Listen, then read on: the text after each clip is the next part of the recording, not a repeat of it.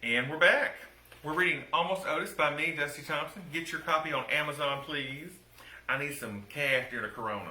I didn't get a check from President Trump. We are on page 132. The blog dated Friday, June 22nd, 2012. Time after time.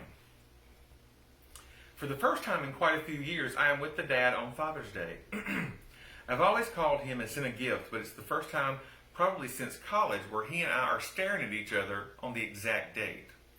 Staring at each other in a good way, I suppose. It's more a testament to our confusion over shared genes than an actual competition, although he would win by utilizing the time-honored weapon as pull my finger. Knowing full well a refusal to approach, much less yank the digit in question, will in no way impede the intended result. And sitting on my almost non-existent butt with my oddly short legs swaying in the breeze, I know beyond the shadow of a doubt I am the younger version of the dad, except I have cuter clothes, computer skills, and an aversion to eating protein out of a can. This day, coupled with the fact that tomorrow would have been my parents' 47th wedding anniversary, has put in mind things for which I am grateful in relation to my family and my life. I used to think and say I wish I had grown up in different circumstances, financial, geographical, and otherwise. I know now I am glad things happened as they did for a reason. I would not be the person I am if my life had been any different.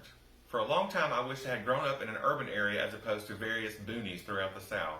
But as an adult, I truly appreciate the rural nature of my upbringing. It has given me a foundation of civility and simplicity, which seems downright quaint in comparison to today's slightly skanky society. And it's not even slightly anymore, it's like straight up skanky. Drugs and pornography were not even on our radar. Alcohol was easily within reach, seeing as how Walthall County, although a dry county, was within inches of Louisiana, a state always on the cutting edge of sketchy behavior. For real. And although my peers imbibed from time to time, it wasn't as if we planned our social life around it. You're welcome for this revisionist history, ladies and one gentleman. As is typical for small-town mama's boys, most of my friends were girls. I've always found them to be more interesting, fun, and clean. Their activities, while sometimes odd and uninteresting to me, were at least indoors, where I was determined to be. It wasn't as if I were opposed to the outdoors. Full disclosure, I was opposed to the outdoors. Still am. I attended my fair share of pasture parties and soirees at the river, but it was more for a sense of camaraderie than any zeal for nature. And by camaraderie, I meant popularity, peripheral or otherwise. While I was usually well-liked, I have never been cooled by anyone's definition. Still not. Awesome, absolutely cool, not. I tried to make up for my natural uniqueness by being funny. And for this talent, I looked to my father. While my mother had many wonderful traits and was humorous, the dad was the comedian in that marriage, in the broadest sense of the word. Comedian, not marriage. He found himself peerlessly hilarious. We often found no humor in what he was saying, usually because we were horrified or embarrassed for the repetition. At what age can you hear the phrase, fine as frog hair, in response to someone's inquiry into his well-being and actually laugh and or not feel instant shame? Apparently age 12, as this phrase has caused internal groans and external reddening of the face since somewhere around 1982. One of the dad's unusual traits I have recently discovered is his need to put a time to every action. For example, a week or so ago, he was complaining he forgot to charge his cell phone and he was about to go to sleep. I inquired as to why he would need his phone during slumber, as he doesn't often use it while awake. And he said, I need it to tell time during the night. As it was also my bedtime, I feel old, y'all, still do. I refrained from continuing the conversation lest he not get the 11 hours of beauty sleep he most assuredly needs.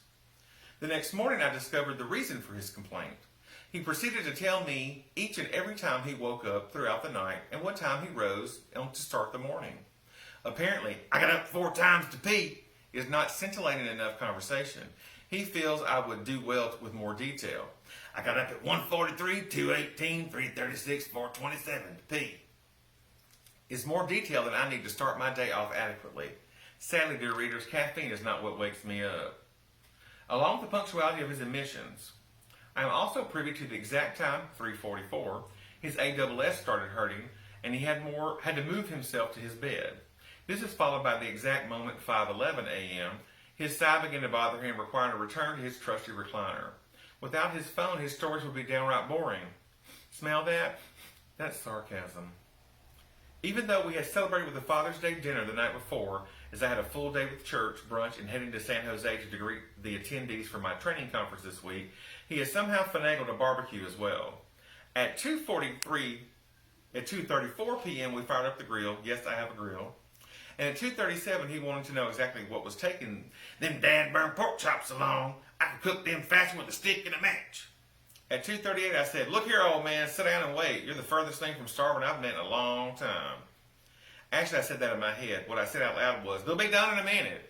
Go get your Kool-Aid and check your blood sugar. That was at 2:42 p.m. See how much more interesting this story is when I include the times?